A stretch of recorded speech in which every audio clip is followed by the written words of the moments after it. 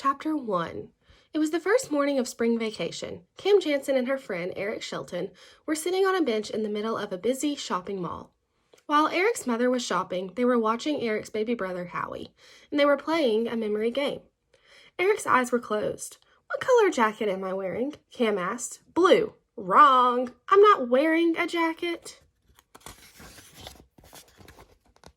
Eric opened his eyes. "It's no use," he said. "I'll never have a memory like yours." "You'll have to keep practicing," Cam told him. "Now try me." Cam looked straight ahead. She said, "Click," and then closed her eyes. Cam always said, "click," when she wanted to remember something. She said it was the sound her mental camera made when it took a picture. Eric looked for something he could be sure Cam hadn't noticed. Then he asked, "What does the sign in the card store window say?" "That's easy. Mother's Day Sunday, May 11th. Remember your mother and she'll remember you." "You win," Eric said. Cam still had her eyes closed. "Come on, ask me something else." Cam had what people called a photographic memory. Her mind took a picture of whatever she saw. Once she forgot her notebook in school. She did her homework, 10 math problems, all from the picture of the assignment she had stored in her brain. When Cam was younger, people called her Jennifer. That's her real name. But when they found out about her amazing memory, they started calling her the Camera. Soon, the Camera was shortened to Cam. "All right," Eric said. "What color socks am I wearing?" Cam thought a moment. "That's not really fair," she said. "I never saw your socks." But Cam didn't open her eyes. "You're wearing green pants, a green belt, and green sneakers," she said. "I bet your socks are green too." "You are too much, Cam." "No, you are too neat." "It's my turn now," Eric said. Eric looked carefully at all the stores and people in the shopping mall. He closed his eyes, but he quickly opened them again. Howie was crying. "What do we do now?" Cam asked. "Should I look for your mother?" Eric shook his head. "Let's wait. Maybe Howie will go back to sleep." "But what if he doesn't?" Cam asked. "Then I have to find out whether he wants to be held, fed, or changed. I have everything I need right here." Eric patted the insulated bag strapped to the front of the carriage. Eric and Cam wanted to see what Howie would do. He squirmed, turned his head from side to side, and then went back to sleep. "Let's play another memory game," Cam said. "Let's not. I'm tired of losing." Eric rocked the carriage. "Rocking relaxes a baby," he told Cam. Cam was an only child, so she didn't know much about babies. Eric was the oldest of 4 children, besides Howie, who wasn't even a year old. Eric had twin sisters who were 7. Eric rocked the carriage gently while he and Cam talked about the 5th grade science fair. It was being held right after spring vacation. Eric was making a sundial, and Cam was making a box camera. Suddenly a loud bell rang. It woke Howie, and he started to cry. Cam jumped up on the bench. "It's Parker's jewelry store," she yelled. "Their alarm just went off." Eric pulled at Cam's sneakers. "Get down from there." "No, wait. Maybe something is happening." Something was happening. A tall, heavy man with a mustache and wearing a dark suit ran out of the jewelry store toward the center of the mall. He was in a real hurry. He pushed people aside, including Eric. Cam looked straight at the man and said, "Click!" Chapter 2. The man kept running and caused a great commotion. He was bumping into dozens of people. He left a path of angry shoppers from Parker's jewelry store halfway through the shopping mall. "Come back here, young man," one woman shouted, "and pick up all my packages." Another woman dropped a bag filled with groceries. Eggs broke. Tomatoes and cucumbers were rolling in all directions. "If he's trying to get away," Cam asked, "why didn't he run out of the exits?" "What?" Eric really wasn't listening. Howie was still crying, and Eric was trying to calm him.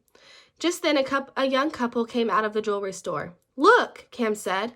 They were inside where the alarm went off. The small crowd had gathered. Cam was still standing on the bench. From there, she had a good view of the entrance to Parker's. The couple walked toward the nearest exit. The man was wearing a dark suit. He was tall, and so was the woman with him. She was holding what looked like a baby, wrapped in a pink blanket. There, baby," the woman was saying. "Don't cry. It's all over now. Don't cry." The man was holding a very large pink and blue baby rattle.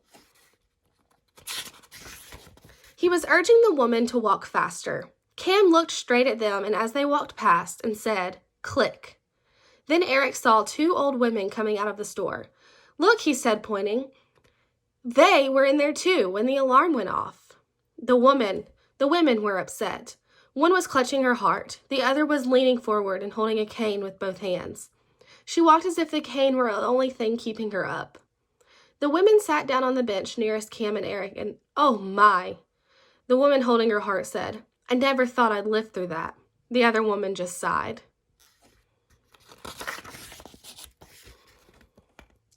Cam watched the entrance to Parker's a while longer. No one else left the store. Then she saw someone inside shut the door and hang a sign in the window. The sign said, "Sorry, we're closed." "I wonder what happened," Cam said as she got down from the bench.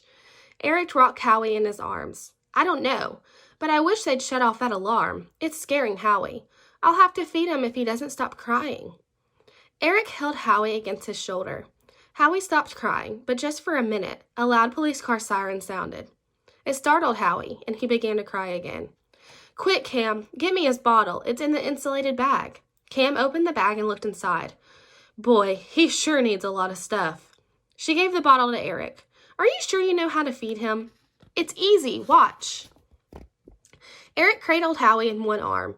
With his free hand, he fed him with the bottle. Howie was quiet. "It works," Cam said. "I guess he can't cry and drink at the same time." The siren got louder and louder. "They must have called the police," Cam said. She watched as the police car turned into the mall parking lot and slowed down. It stopped in front of Parker's jewelry store. Both front doors of the car opened. 2 policemen got out and went inside Parker's. A moment later, the alarm over the store stopped ringing. "They better hurry," Cam said, "or they won't catch the man who ran out." The police did hurry. In a very short time, they came out of Parker's. They went over to the people standing just outside the store. "Please, we need your cooperation," one of the policemen said. "Did any of you see a man run from here?" Everyone started yelling at once. "Yes, we saw him. He was tall, heavy." No, he was short and thin. "He had a mustache." "He was wearing an ugly green tie." "Ugh, I liked that tie. I have the same one at home." The policeman held up his hands for quiet. "Did any of you see which way he went?" "I did," one woman called out. "He almost knocked me down." She put her hands on her hips and waited to make sure everyone was listening. "He went that way." She pointed toward the center of the mall. One policeman ran to the center of the mall. The other reached into the car. He pulled out a police phone and spoke into it. "Robbery reported at Parker's jewelry store, Hamilton Shopping Mall. Suspect, wearing a dark suit and green tie, was last seen running towards Stage Street exit. Please send car to stage in Fulton to help apprehend. 10-4 Central." He reached into the car and replaced the phone. Then he ran toward the center of the mall.